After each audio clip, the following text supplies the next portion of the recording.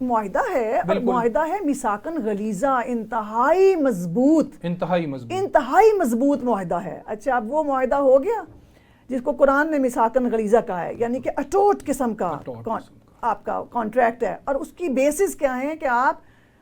Positively ایک دوسرے کی رسپیکٹ کر رہے ہیں۔ آپ یہ کہہ رہے ہیں کہ آپ کو بیوی بنا کے لے کے جا رہے ہیں، اور آپ کو یہ مل کے نکاح بنانے کے لیے کنسیڈریشن بھی ہم پے کرتے ہیں حق مہر کی صورت میں۔ یہ آپ کا حق تسلیم کیا ہم نہیں جب ادا کریں گے تو ڈیزولوشن کی ریزن بن جائے گی۔ مطلب وہ ریزن جو ہے وہ عورت جو ہے وہ یہ گراؤنڈ لے کے کورٹ میں جا سکتی ہے، بالکل جا سکتی ہے کہ اگر اسے حق مہر جو ہے وہ اند الطلب جسے غیر موجل حق مہر بھی کہتے ہیں، اگر وہ ادا نہیں کرتا تو کورٹ اس کی بنیاد پر خلا کی ڈگری دائر کر سکتی، خلا dissolution of marriage, be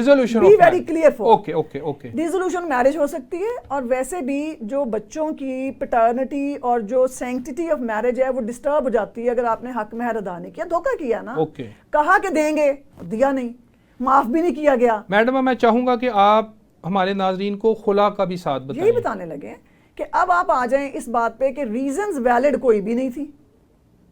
valid reason کوئی بھی نہیں تھی کہ آپ کہیں کہ جی مجھے حق مہر نہیں دیا، میرے ساتھ ظلم کیا، یا خاوند میں کوئی اور نقص ہے، یا وہ غائب ہے، یا وہ مجھے کچھ بھی جو ریزنز ہمارے پاس ریزنیبل ریزنز ہوں جو ریشنالٹی کے اگینسٹ ہوں وہ ہیں ہی نہیں، لیکن آپ کہتے ہیں کہ نہیں سب کچھ ہے، اس کے باوجود آپس میں نباہ نہیں ہو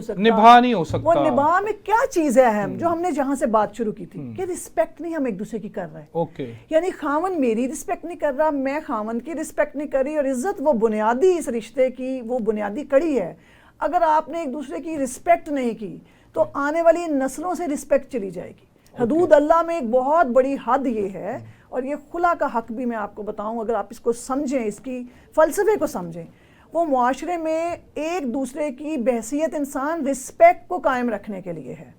کیوں؟ آپ نے اس کے بارے میں بری بات نہیں کرنی،